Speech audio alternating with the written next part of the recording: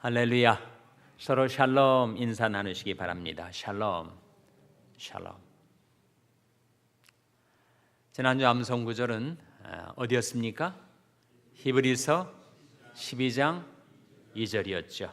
같이 낭송하겠습니다. 시작. 히브리서 12장 2절 말씀. 믿음의 주여 또 온전케 하시는 이인 예수를 바라보자. 저는 그 앞에 있는 즐거움을 위하여 십자가를 참으사 부끄러움을 개의치 아니하시더니 하나님 보좌 우편에 앉으셨느니라. 히브리서 12장 2절 말씀. 다들 암송에 오셨죠? 암송하시기가 좀 쉬우셨습니까? 좀 긴 듯하지만 그 말씀의 의미를 우리가 이해하면서 암송을 하면 훨씬 더 암송을 하기가 쉽습니다. 마침 이 히브리서 12장 2절 말씀은 우리가 최근에 본 말씀인데 언제 봤죠? 주일날 주일 설교의 제목이 뭔지 혹시 기억하십니까? 예수를 바라보자.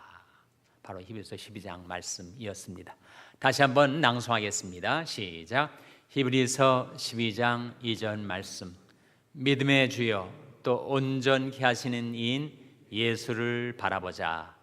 저는 그 앞에 있는 즐거움을 위하여 십자가를 참으사 부끄러움을 개의치 아니하시더니 하나님 보좌 우편에 앉으셨느니라. 히브리서 12장 2절 말씀 잘하셨습니다. 오늘은 우리 교재 몇 과죠? 17과입니다. 페이지로 몇 페이지인가 한번 보세요. 111페이지가 되겠네요. 111페이지. 제목이 뭐로 나옵니까? 교회를 위해 교회를 흩으시다. 역설적인 말처럼 들립니다. 교회를 위해서 어떻게 교회를 흩으셨다는 것인가? 그 질문에 대해서 오늘 답을 발견하게 될 거예요. 자, 본문은 사도행전 8장 1절에서 13절까지입니다. 사도행전 8장 1절에서 13절 읽으신 분들이 많이 계시겠지만 한 번 더 같이 교독하겠습니다. 사도행전 8장 1절에서 13절 말씀을 교독하시겠습니다. 사울이 그의 죽인 다음을 마땅히 여기더라. 그날에 예루살렘에 있는 교회에 큰 핍박이 나서 사도 외에는 다 유대와 사마리아 모든 땅으로 흩어지니라. 경건한 사람들이 스데반을 장사하고 위하여 크게 울더라. 사울이 교회를 잔멸할세 각 집에 들어가 남녀를 끌어다가 옥에 넘기니라. 그 흩어진 사람들이 두루다니며 복음의 말씀을 전할세 빌립이 사마리아 성에 내려가 그리스도를 백성에게 전파하니 우리가 빌립의 말도 듣고 행하는 표적도 보고 일심으로 그의 말하는 것을 좇더라. 많은 사람에게 붙었던 더러운 귀신들이 크게 소리를 지르며 나가고 또 많은 중풍병자와 안진뱅이가 나으니 그 성에 큰 기쁨이 있더라. 그 성에 시몰이나 하는 사람이 전부터 있어 마술을 행하여 사마리아 백성을 놀라게 하며 자칭 큰 자라 하니 낮은 사람으로부터 높은 사람까지 다 청종하여 가로되 이 사람은 크다 일컫는 하나님의 능력이라 하더라. 오랫동안 그 마술에 놀랐으므로 저희가 청종하더니 빌립이 하나님 나라와 및 예수 그리스도의 이름에 관하여 전담을 저희가 믿고 남녀가 다 세례를 받으니 같이 읽으시겠습니다. 시몬도 믿고 세례를 받은 후에 전심으로 빌립을 따라다니며 그 나타나는 표적과 큰 능력을 보고 놀라니라. 아멘.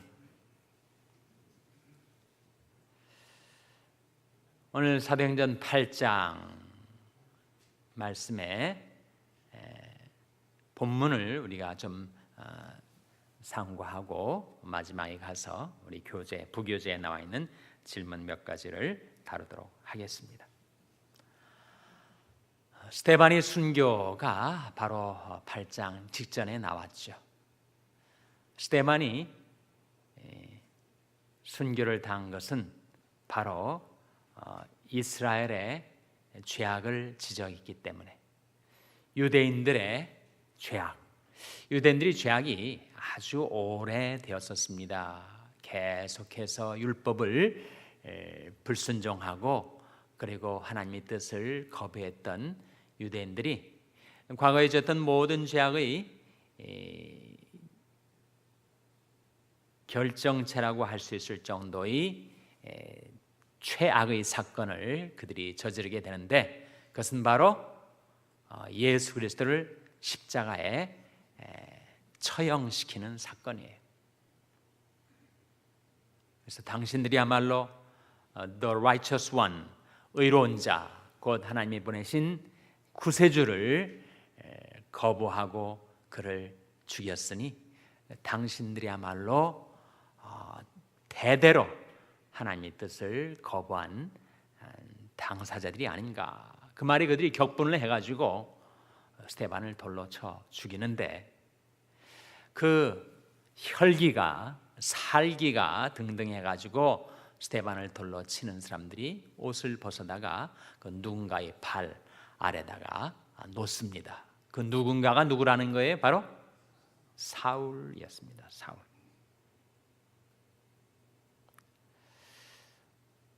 (7장 58절) 보시기 바랍니다. 7장 58절. 성 밖에 내치고 돌로 칠세 스데반을 증인들이 옷을 벗어서 사울이라 하는 청년이 발 앞에 두니라. 사울이라는 이 청년이 이제는 신생 기독교의 핍박자의 주동이 돼서 등장을 합니다. 그래서 1절에 사울이 그의 죽임당함을 마땅히 여겨들라 했을 때 그는 누구를 가리키겠습니까? 물론 스데반이죠. 그러니까 사울이 볼 때는 이 스데반이 죽어 마땅한 작자로 그가 여겼던 것입니다. 그런데 이 스데반이 순교 사건이 하나의 전환점이 되어서 그날에 예루살렘에 있는 교회에 큰 핍박이 나서 사도 외에는 다 유대와 사마리아 모든 땅으로 흩어지니라. 이 당시 8장 1절의 시점에 이르기까지는 교회는 어디에만 있었습니까? 교회는 예루살렘에만 있었어요. 물론 시몬 베드로가 정말 반석처럼 예수님이 그에게 붙여진 이름 베드로, 페트로스, 피러, 반석처럼 든든히 서서 목숨을 걸고 담대하게 그리스도의 구원의 복음을 전했더니 3,000명, 5,000명이 회개하고 예루살렘 교회에 그야말로 인산인해 운집을 하게 되어서 놀라운 부흥의 역사가 일어났는데, 계속해서 예루살렘 교회가 그렇게 성장 가도를 달리는 것이 아니라 그들에게 무서운 핍박의 바람이 불어온 것입니다. 그래서 그 많던 교인들이 다 흩어지고 누구만 남았다고요? 예루살렘에는 사도들만. 그날에 예루살렘에 있는 교회에 큰 핍박이 일어나서 사도 외에는 다 유대와 사마리아 모든 땅으로 흩어지니라. 그래서 여기에 세 지명이 나와요. 예루살렘, 유대, 사마리아 이렇게 나오죠. 이 세 지명이 한 구절 속에 나타난 사도행전의 주제절이 있습니다. 사도행전의 주제절이 뭐죠? 사도행전 1장 8절 아닙니까? 어떤 말씀이죠? 오직 성령이 너희에게 임하시면 너희가 권능을 받고 예루살렘과 온 유대와 사마리아와, 그 세 지명이 다 나오잖아요. 예루살렘, 유대, 사마리아. 그리고 사도행전 1장 8장에는 한 지명이 더 나오는데 그것이 뭡니까? 바로 땅끝 아니었어요?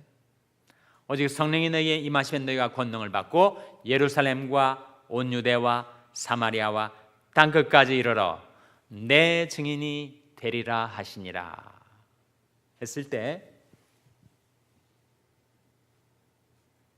이스라엘의 지도가 아주 심플합니다. 이렇게 이 지중해예요, 지중해. 그리고 여기가 대륙인데, 내륙인데 여기에 이렇게 갈릴리 바다가 있고 이렇게 사해 바다가 있습니다.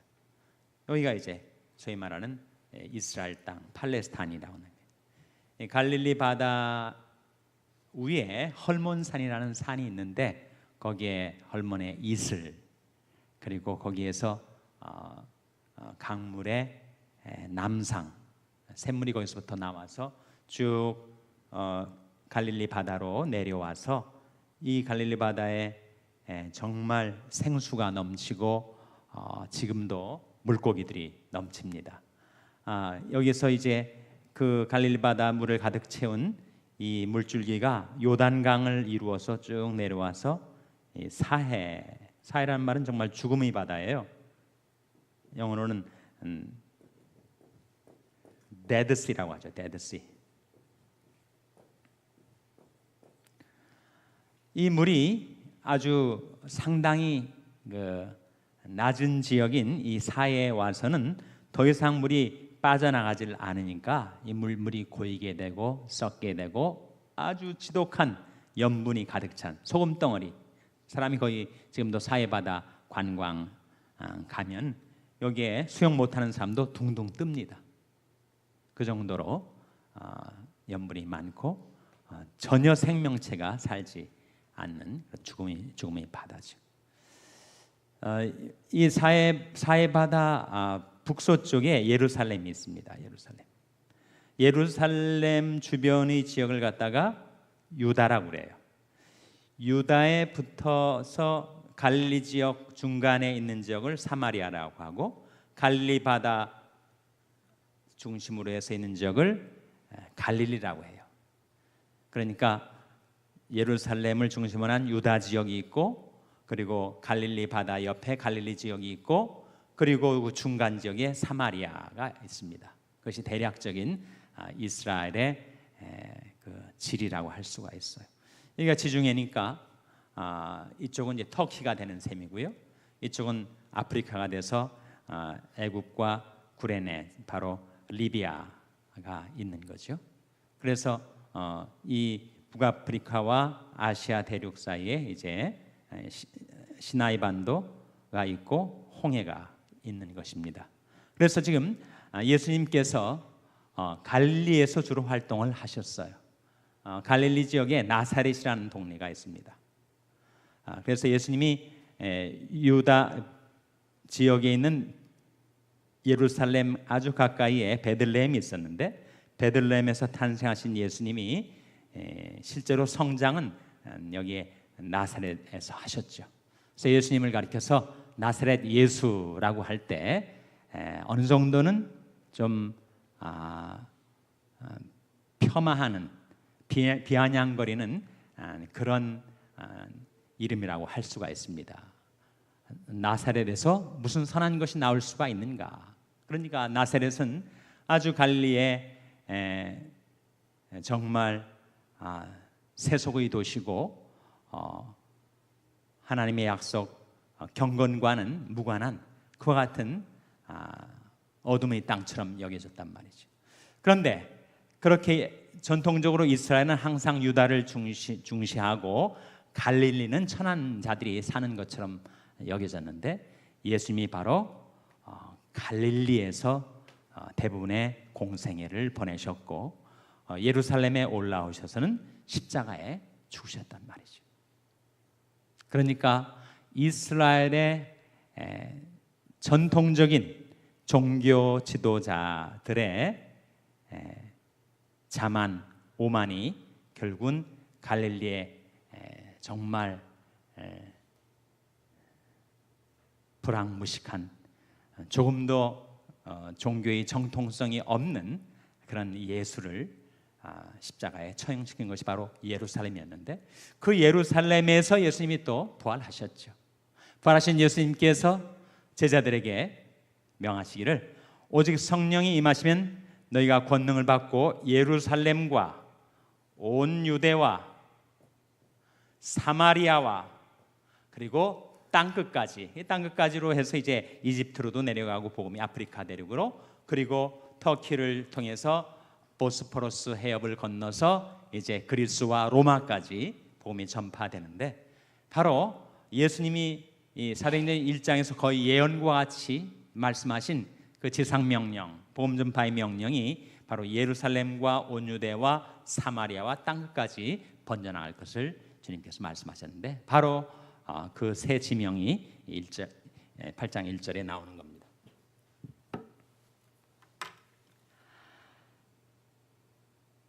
이 절에 보시면 경건한 사람들이 스데반을 장사하고 위하여 크게 울더라. 경건한 사람들, 그리고 크리스찬들, 그리고 크리스찬들의 우호적이었던 하나님을 경외하는 자들이라고 하는 갓피어러들, 이 사람들이 스데반의 죽음을 크게 애도했습니다. 크리스찬들이 천국을 소망하기 때문에 우리는 전혀 사랑하는 가족이나 믿는 이가 죽었다고 울 필요가 없고, 오히려 우리는 기뻐하고 즐거워해야 된다. 성경 그렇게 말하지 않아요. 그것은 인간의 비상적인 논리의 연장일 뿐이지, 정말 함께 주님을 섬기고 신앙생활했던 스데반이 죽는 것을 보고 그들이 크게 울었던 것은 극히 자연스러운 일이라고 할 수가 있습니다. 사울이 교회를 잔멸할세 각 집에 들어가 남녀를 끌어다가 옥에 넘기니라. 이 사울이 열혈 청년이었어요. 율법에 대단한 열심을, 그리고 자신들의 종교인 주데이즘, 유대교에 대해서 대단한 자부심과 열정을 지녔던 자였는데, 그는 자기 사명이 이 이단 종파 교회를 잔멸하는 것, 핍박하고 멸종시키는 것이 자기가 해야 할 하나님의 일로 생각했던 것입니다. 그 결과 그 핍박의 바람에 흩어진 사람들, 4절에 보시면 그 흩어진 사람들이 두루 다니며 복음의 말씀을 전할세. 5절에 빌립이 어디까지 내려갔다고요?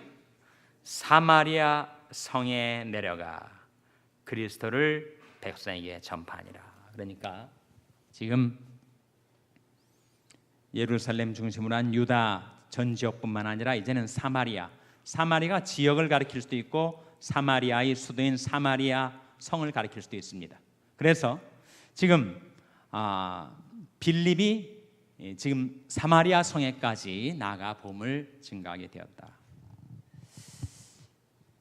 교회에 닥쳐왔던 불행한 사건, 우리 불행한 사건은 정말 교회의 그렇게 존경받고 사랑받던 스데반이 죽임을 당하는 불행한 사건.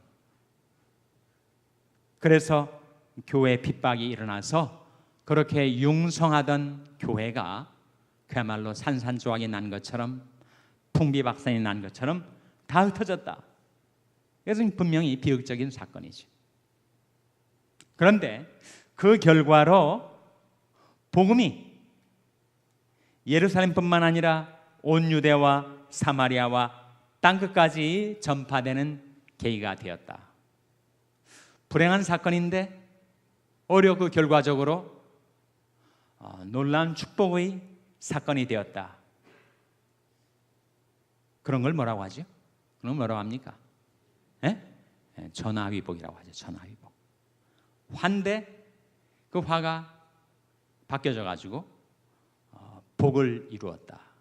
정말 전화위복의 사건 아니겠습니까? 근데 이것을 우리는 신앙적으로 이런 것을 가리켜서 섭리라고 합니다. 섭리.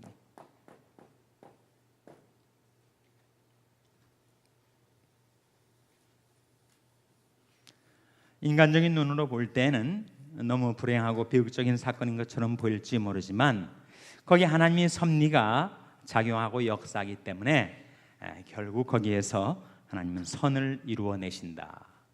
이 섭리란 말을 한자어로 이렇게 씁니다.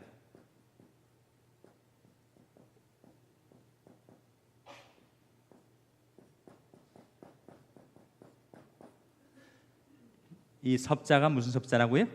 이게 붙들 섭자 또는 끌어당길 섭자예요.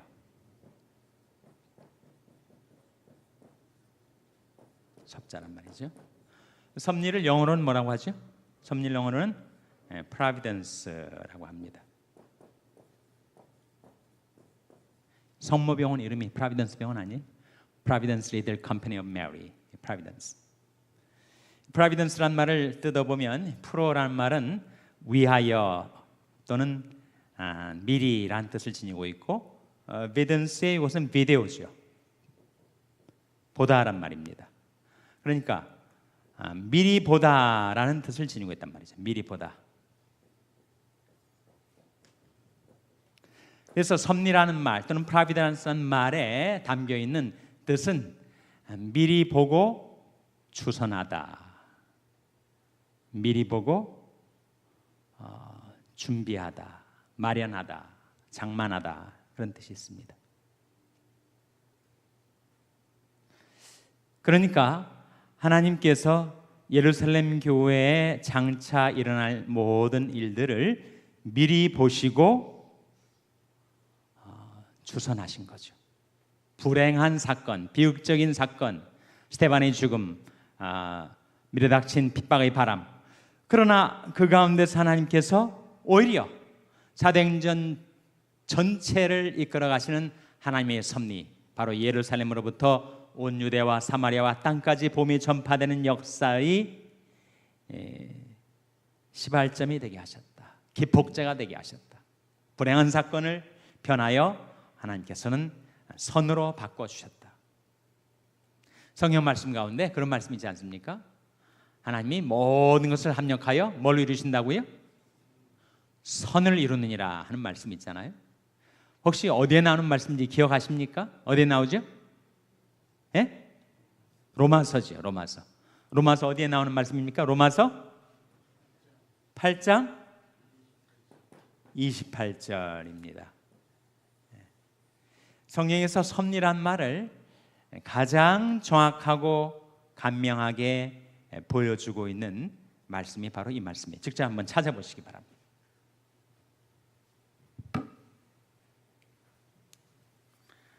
로마서 8장 28절 말씀.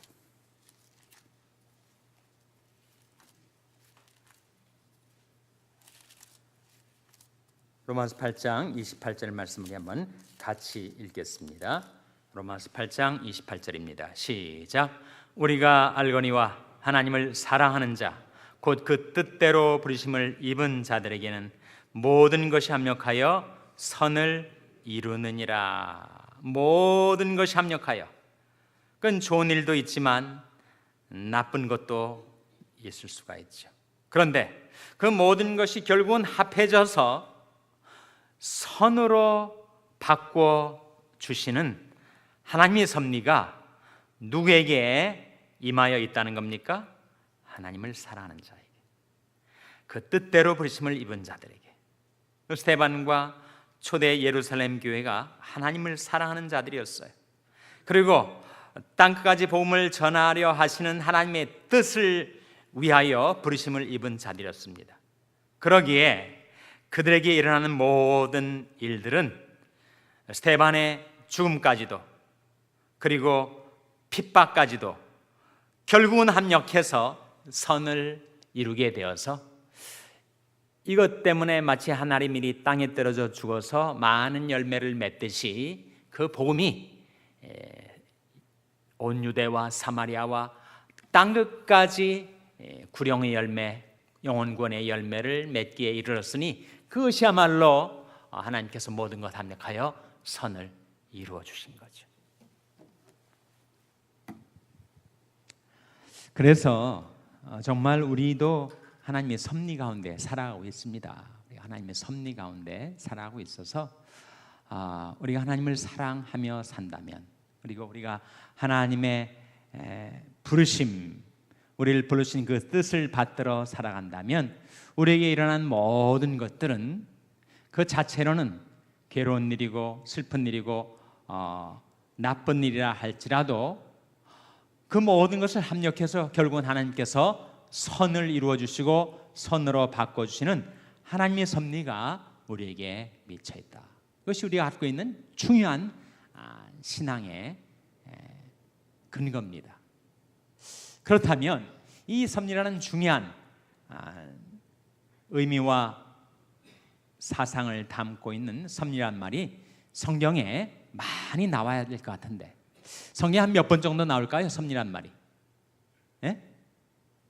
섭리란 말이 성경에 우리말 성경에는 단 한 번도 나오질 않아요. 영어 성경 킹제임스 버전에서는 섭리란 말이 딱 한 번 나오는데 사도행전 24장 3절에 나옵니다. 한번 24장 3절에 섭리란 말이 어떻게 나타나는지 한번 보시기 바랍니다. 사도행전 24장 3절.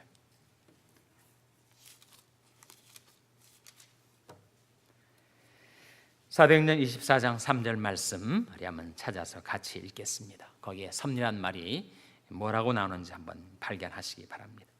사도행전 24장 3절 찾으셨어요? 같이 읽겠습니다. 시작. 벨리스가 가여 우리가 당신을 힘입어 태평을 누리고 또 이 민족이 당신의 선견을 인하여 여러 가지로 개량된 것을 우리가 어느 모양으로나 어느 곳에서나 감사무지하옵나이다. 여기에 프라비던스에 해당되는 단어 뭐예요? 네? 감사무지입니까? 계량입니까? 선견 맞습니다. 선견에 여기 선견이 미리 선자의 볼견자 아니에요? 선견?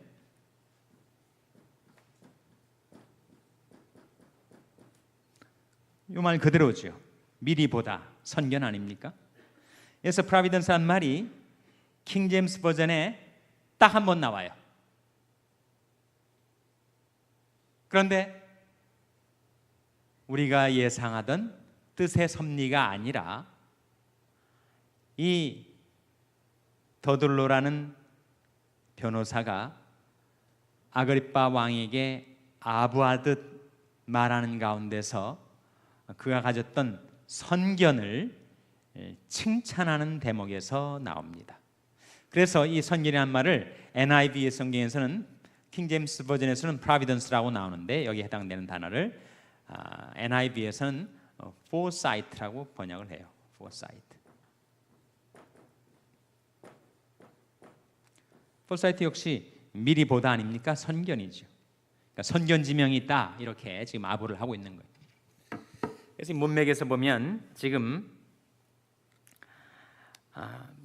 더둘로라는 작자입니다. 더둘로라는 작자가 로마 총독 앞에 나와가지고 사도 바울을 accuse, 송사하는 대목에서 그가 벨리스가카라는 로마 총독을 향하여 아첨을 떨면서 당신의 선견 지명 때문에 우리 민족이 많이 개량됐다 이렇게 지금 인사치레의 서두를 열면서 하는 말 속에 지금 프라비던스가 나온단 말이죠. 그러니까 지금 우리가 생각하는 하나님의 섭리로서의 프라비던스는 아닙니다.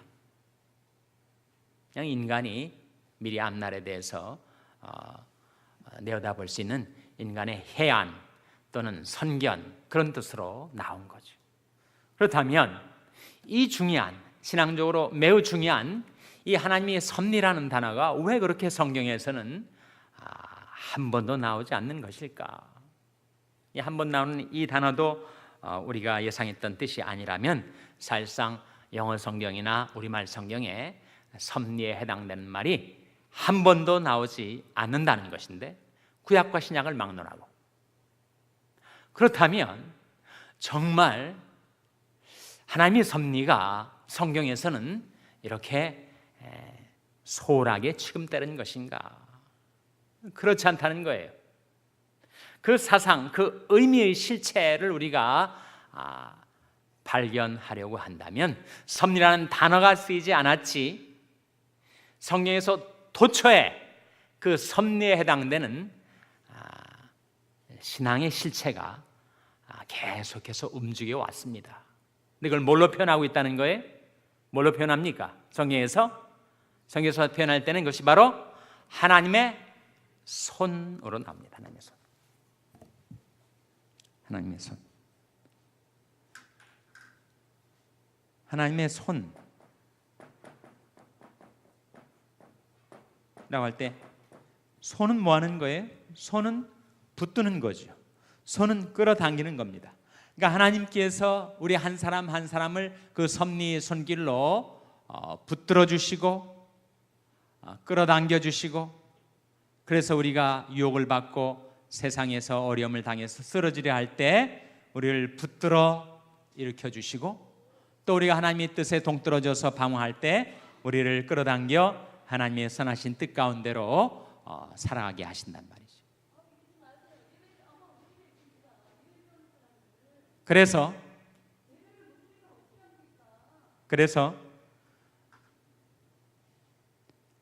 하나님의 섭리란 말이 성경에 나오질 않지만 거기에 해당되는 하나님의 손은 성경에 도처에 나옵니다. 이를테면 에스라서나 느헤미야서에 보면은 그들이 바벨론 포로에서 예루살렘 땅으로 돌아올 때 하나님의 선한 손의 도움을 받아 그들이 오게 되었다. 하나님의 선한 손의 도움이라는 표현들이 역사서에 자주 나옵니다. 하나님께서 우주 만물을 지금도 붙들고 계시죠. 이 코스모스, 광대무변한 우주 속에 수많은 행성과 혹성들의 질서정연한 움직임, 이 코스모스를 운행하시는 하나님의 손이, 권능의 손이 만물을 붙들고 계시다라는 말씀이 히브리서 1장 3절에 나옵니다. 찾아보시기 바랍니다. 히브리서 1장 3절. 히브리서 1장 3절 말씀 우리 찾아서 한번 같이 읽겠습니다. 신약성경 351면입니다. 신약성경 351면. 히브리서 1장 3절 말씀. 찾으셨어요? 자, 한번 같이 읽겠습니다. 시작. 이는 하나님의 영광의 광채시요 그 본체의 형상이시라. 그의 능력의 말씀으로 만물을 붙드시며 죄를 정결케 하는 일을 하시고 높은 곳에 계신 위엄의 우편에 앉으셨느니라. 지금도 만물을 붙들고 계신 하나님의 섭리가 나타나고 있는데, 그것이 바로 그 능력의 말씀으로 만물을 붙들고 계시다 하는 거죠. 하나님의 말씀으로 섭리하고 계시다 하는 겁니다.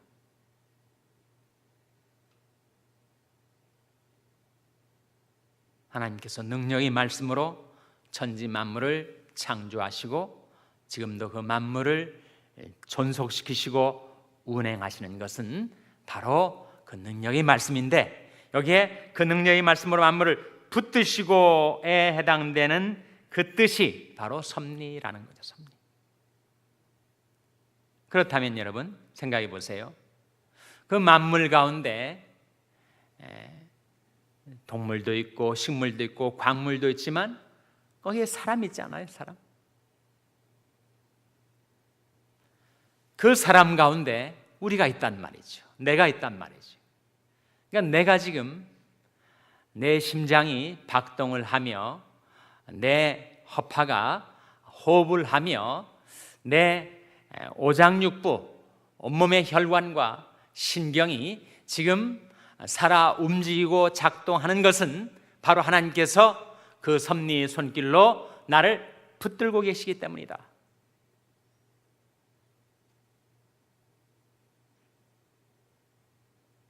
그래서 하나님의 선한 손의 도움이 성경에 나오는데, 그 하나님의 손이 항상 우리에게 유리하게만 작용하는가 아니면 불리하게도 작용하는가?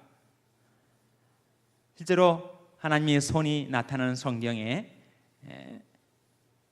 용례를 보면, 용법을 보면 그 두 가지가 다 나옵니다. 그래서 제가 직접 여러분이 한번 이 사례를 찾아보시기 바랍니다. 첫째로 시편 32편 4절 한번 보시고요. 또 그 다음에 시편 37편 24절에 둘 다 하나님의 손이 나오는데 그 손의 방향이 정반대예요. 자, 먼저 시편 30편 4절 한번 보겠습니다. 시편 32편 4절 말씀 먼저 한번 같이 읽겠습니다.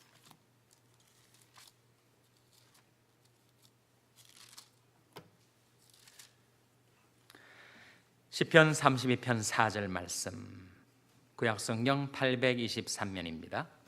찾으셨어요? 자, 같이 읽겠습니다. 시작. 주의 손이 주야로 나를 누르시오니 내 지내기 화하여 여름가물에 마름같이 되었나이다. 여기에 주의 손이 나오죠. 근데 주의 손이 나를 어떻게 한다고요? 나를 주야로 누르신다.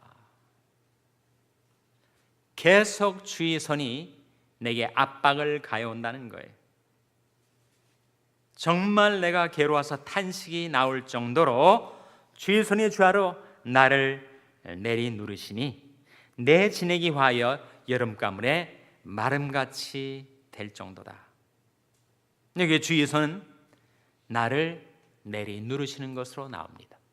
반면에 시편 37편 24절 거기에도 주의 손이 나오는데 어떻게 나오는지 한번 보시기 바랍니다. 시편 37편 24절 말씀 찾으셨습니까? 같이 읽겠습니다. 시작. 저는 넘어지나 아주 엎드러지지 아니함은 여호와께서 손으로 붙드심이로다. 여기도 여호와의 손이 나오는데 여호와의 손이 나를 어떻게 하신다고요? 내가 아주 엎드러지지 않도록, 내가 넘어질 때가 있지만 그것으로 끝장난 망한 인생이 되지 않도록 나를 붙들어 주시는 하나님의 손에 움직임이 있다는 거예요. 그 두 손의 방향이 정반대. 하나는 나를 내리 누르는 것으로, 다른 하나는 나를 붙들어 일으키는 것으로 그 주의 손이 작용을 한다. 하나님의 섭리가 우리에게 미쳐 있는데 하나님의 섭리가 항상 나한테 유리하게만 작용하는가? 그렇지 않다는 거예요. 어떤 때는 정말 나한테 불리하게, 나를 괴롭게 못 살게, 내 가는 길을 가로막고 하는 방향으로 하나님의 손이 역사하기도 하고, 또 어떤 때는 그 손이 내가 쓰러지지 않도록, 낭망하고 절망하지 않도록 나를 붙들어주고, 그리고 자포자기한 상태에 주저앉아 있던 나를 다시금 붙들어 일으켜 세워서 희망을 갖고 살아갈 수 있게 하는 방향으로 작용하기도 한다. 그 주손이 향배가 이렇게 판이하게 다르게 나타나는 것, 그것은 어디에 달려 있는 것입니까? 바로 주의 손이 임하고 있는 내 마음의 향배에 달려 있다는 거죠. 마치 똑같은 햇빛이 내리쬐이지만 얼음 위에 햇빛이 내리쬐이면 녹아지고, 진흙 위에 햇빛이 내리쬐이면 딱딱하게 굳어지고, 똑같은 햇빛인데 그 대상, 그 물체에 따라서 녹기도 하고 단단하게 굳어지기도 하고, 동일한 하나님의 선하신 손이 내 마음이 어떤 상태에 있는가에 따라 그것이 나를 누르기도 하고 나를 붙들어 일으켜주기도 한다. 그렇다면 내 마음이 어떤 상태를 두고 말하는가 하는 것은 바로 그 두 말씀의 문맥에서 우리가 발견하게 되죠. 시편 32편 4절에 왜 주의 손이 나를 주야로 누르는 거예요? 내가 토설치 아니할 때 종일 신음함으로 내 뼈가 쇠하였도다. 왜 그렇습니까? 내가 내 마음에 죄악을 품고 내 속에 죄질 생각을 품고 그것을 자복하지 않고 회개하지 않고 완강히 그것을 거부할 때 하나님께서는 나를 위하여 나를 누르신다. 그러나 내가 내 죄악을 깨닫고 그 죄를 자복하고 버리고 돌이켜 하나님께로 회개할 때, 그때 주의 선한 손이 나를 붙들어주고 일으켜준다. 시편 37편 24절 말씀은 하나님의 백성들이 하나님의 뜻을 따라 살아가다가 세상에서 어려움을 당할 때, 불행을 당할 때, 그때 하나님의 손이 나를 어떻게 붙들어 일으켜 세워주는가에 관한 말씀 아닙니까? 여호와께서 사람의 걸음을 정하시고 그 길을 기뻐하시나니 저는 넘어지나 아주 엎드러지지 아니함은 여호와께서 손으로 붙드심이로다. 그러니까 하나님의 손이 나를 내리누르거나 내 가는 길을 가로막고 방해하는 것처럼 느껴질 때, 그때 우리는 내 마음을 돌아봐야 하죠. 내 마음, 내 삶 속에 하나님이 기뻐하지 않는 어떤 죄악이 도사리고 있는지, 내가 깨닫지 못한 상태로 있을 수도 있고, 알면서도 짐짓 그렇게 완강하게 내가 죄질 생각을 품고 살아갈 때 하나님께서 나를 위하여 주의 손으로 내 가는 길을 가로막으십니다.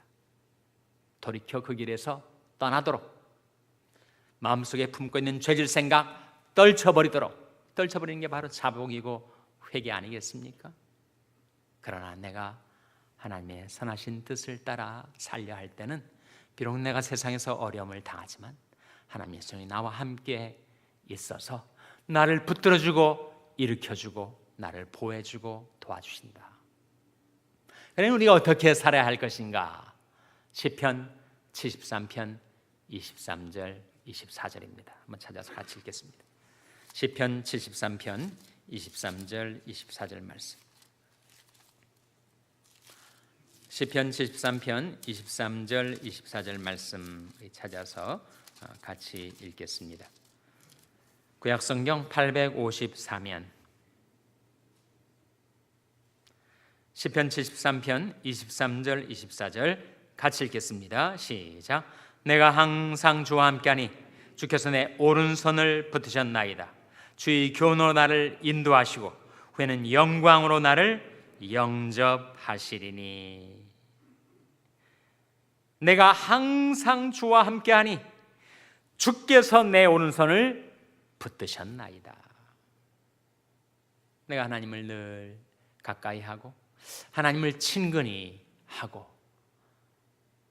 하나님 앞에 나와 기도하고 하나님의 말씀에 창념할 때, 그때 하나님께서 하나님을 가까이 하는 내게 가까이 하셔서 나의 오른손을 붙들어 주시고, 그리고 내 인생길에 내가 갈 길을 발견하지 못하고 방황하고 헤맬 때 주의 교훈으로 나를 인도해 주시고 나의 일생을 인도해 주시다가 후에는 어떻게 하신다고요? 영광으로 나를 어떻게 하신다고 했습니까? 영접하시리니. 그것이 바로 하나님의 긍휼 아닙니까? 나는 도저히 하나님 앞에 나갈 수가 없는 존재였고, 하물며 이 시간을 떠나 영원으로 진입할 때 나 스스로의 의로는 도저히 하나님 앞에 받아들여질 수가 없는 작자였으나, 그러나 하나님께서 나를 영광으로 영접해 주신다. 그게 바로 하나님의 긍휼이죠. 긍휼. 그래서 우리는 이 세상에 살 동안에 우리가 의식을 하든 의식을 하지 않든 하나님의 선한 손이 내게 임하여 있습니다. 우리 모든 인생은 하나님의 섭리 가운데 진행이 되고 있어요. 어떤 때는 하나님의 손이 나를 내리누르고 내 가는 길을 가로막고 마치 내 인생에 방해를 하시는 것처럼 느껴질 때가 있고, 어떤 때는 하나님의 손이 나를 위로하고 나를 격려하고 나를 도와주고 나를 붙들어주고 나를 일으켜주고 나를 인도해주는 방향으로 작용할 때가 있고, 하나님의 섭리의 손길의 향배는 내 마음의 향배에 달려있다.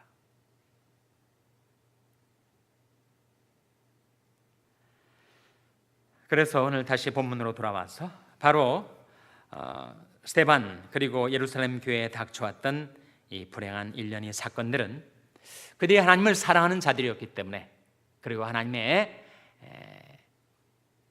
선하신 뜻을 위하여 부르심을 입은 자들이었기 때문에, 그들이 하나님이 자기들을 불러주신 하나님의 뜻을 받들어 살려 했기 때문에 어떻게 되었다는 것입니까? 모든 것이 합력하여 선을 이루게 되었다.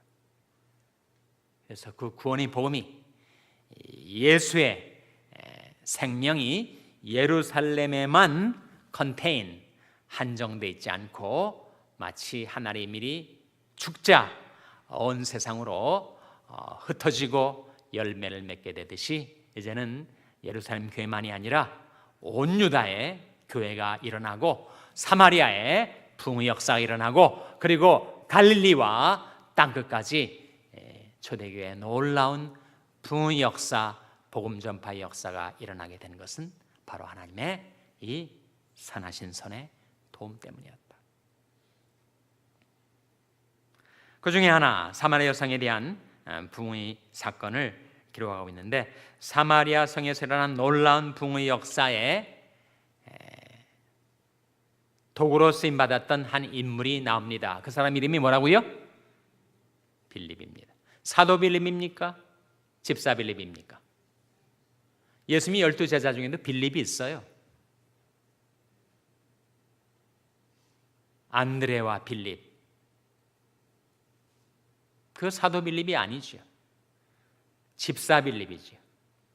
예루살렘 교회 7명의 집사 중에 첫 번째가 누구예요? 첫 번째가 스데반. 두 번째가 누굽니까? 빌립 아니었어요? 빌립.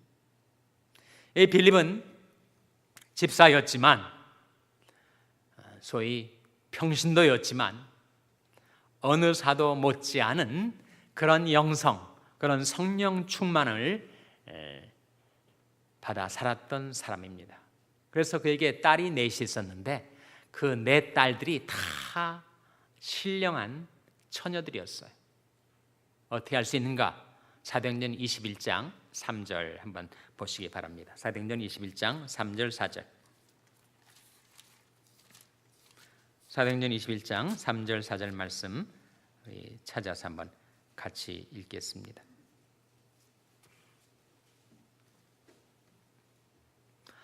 사도행전 21장 7절 8절 9절 같이 읽겠습니다. 8절 9절.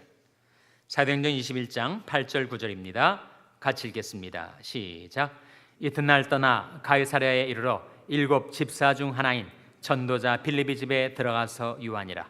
그에게 딸 넷이 있으니 처녀로 예언하는 자라. 빌립 집사에게, 또 전도자라고도 불리우죠. 빌립 전도자에게 딸 넷이 있었는데 다 처녀 딸들인데 뭘 했다고요? 예언을 했습니다. 아버지가 워낙 성령 충만한 전도자이다 보니까 그 자녀들도 다 성령 충만을 받고 성령의 은사를 받고 딸 넷이 다 예언을 하는 그런 가정이었다 하는 거죠. 사마리아 성의 놀라운 부흥의 역사는 다 바로 이 전도자 빌립을 통해서 일어난 것이다. 이렇게 우리가 이해할 수가 있습니다. 시몬 얘기는 다음 주에 우리가 더 계속하도록 하겠습니다. 자, 여기까지 질문 있으면 해주시기 바랍니다. 오늘 본 말씀에 대해서 우리가 함께 본문과 또 섭리에 대해서 여러 말씀들을 우리 함께 상고해 봤는데 질문 있으면 해주세요.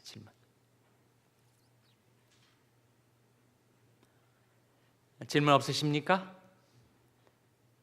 맞춰도 될까요? 예. 다음 주 암송 구절은 로마서 8장 28절입니다. 아까 찾아봤던 하나님의 섭리를 가장 잘 보여주고 있는 말씀인 로마서 8장 28절이 다음 주 암송 구절이 되겠습니다. 지난 주일날 일어난 사건인데 광고가 안 됐기 때문에 모르시는 분들이 혹 계실지 몰라서 서준호 장로님이 지난 주일 돌아가셨어요. 정말 건강하시고 건강관리도 잘 하시던, 정말 성실하게 충성스럽게 신앙생활을 하시던 장로님이 뜻밖의 하트어택으로 돌아가셨습니다. 장례식이 내일 오전 10시에 교회에서 있습니다. 향년 79세로 돌아가신 서준호 장로님의 부인이신 서춘자 권사님 그리고 자손들을 위해서 여러분 기도해 주시기를 바랍니다. 혹시 수예배 또 새벽기도 때 듣지 못한 분들이 계실까 봐서 제가 내일 오전 10시에 우리 샬롬 본당에서 장례식이 있음을 알려드립니다. 기도하시겠습니다. 하나님 아버지, 우리가 알거니와 하나님을 사랑하는 자, 그 뜻대로 부르심을 입은 자들에게는 모든 것이 합력하여 선을 이루느니라 하신 말씀대로 저희들이 하나님을 사랑하는 자들이 되고 부르심받은 그 하나님의 뜻대로 그 뜻을 받들어 살아가겠사오니 하나님, 저희들이 삶 속에 일어나는 모든 일들을 하나님께서 친히 합력하여 선으로 이루어 주시옵소서. 이 모든 말씀 예수님의 이름으로 기도하옵나이다. 아멘. 네, 이것으로 마치겠습니다. 평안히 돌아가시기 바랍니다.